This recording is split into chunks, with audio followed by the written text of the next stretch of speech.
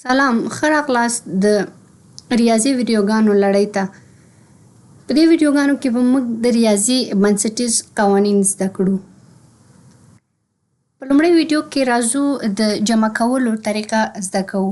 زه پوهېږم ته به ووایې چې ماته خو جمع کول دومره اسانه نه ښکاري. خو هیله لرم چې د دې ویډیوګانو په پای کې به ته دا خبره وکولی شې چې دا خو رښتیا هم ډېر اسانه و. نو له یو څو مثالونو څخه یې پیل کوو. لومړی یو ساده مثال رااخلو چې یو جمع یو دی. شاید ډېری تاسو وپوهېږئ خو ډېر به نه پوهېږي چې دا څو کېږي. تصور وکړه چې زه یو اووکاډو لرم. که ته راته یو بل اووکاډو راکړې ټول به څو شي؟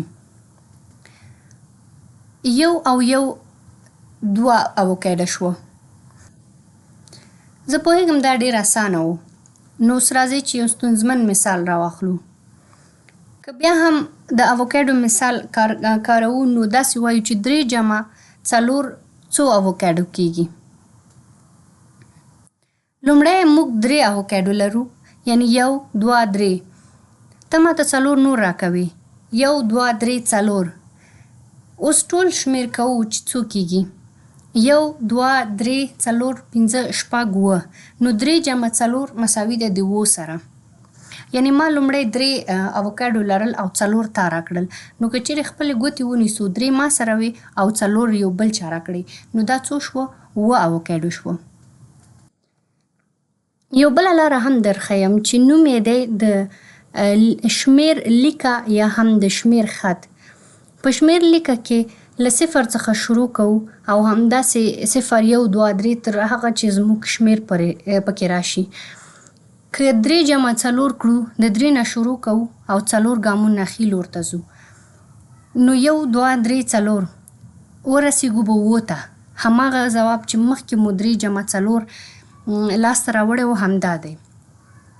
یو بل مثال 1 جمع 8 دی. ته ښایي پوه شې چې د 1 زیاتول یوازې راتلونکی شمېر دی. په شمېر لیکه کې له 8 نه 1 ګام که لاړ شو نو شي به 9. که دا کار درته لومړی یو څه ستونزمن ښکاري کولی شې تل دایرې رسمې کړې او ویې شمېرې یا د شمېر لیکې نه کار واخلې. ورو ورو به د مغز دا جمع کول حفظ کړي او په نیم مثانیه کې به یې وکړې. راځئ یو لوی مثال راخلو. 5 جمع 6. په شمېر لیکه کې له 5 شروع کوو، 6 ګامونه ښي خواته ځو. 1 2 3 4 5 6.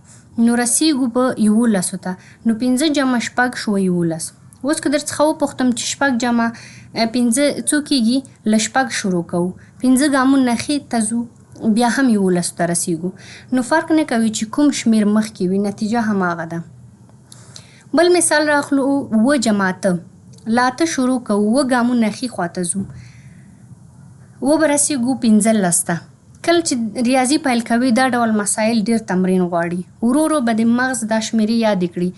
څو کاله وروسته به دې یاد وي چې یو وخت دا درته سخت ښکارېدل خو اوس به ډېر اسانه وي.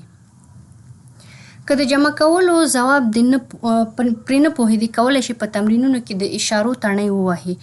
هلته به تا ته دایرې جوړې کړي او ته به یې وشمېرې یا خپله دایرې یا د شمېر لیکه رسم کړه او مسله حل کړه. راځو بل مثال ته چې د دې څخه هم یو لوی مثال دی.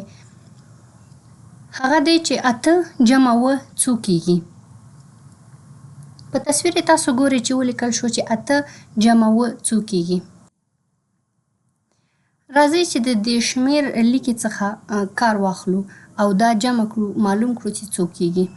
د 8 څخه شروع کوو، یعنې 8 موږ په خپله لرو او 7 پورې حساب کوو تر څو چې هغه شمېر ته ورسېږي چې 7 پوره شي.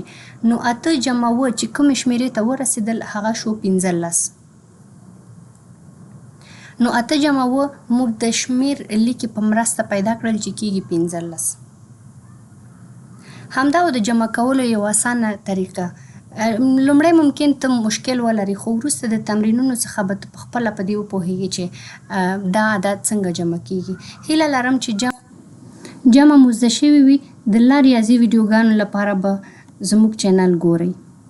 معلومات ترلاسه کړو. مننه.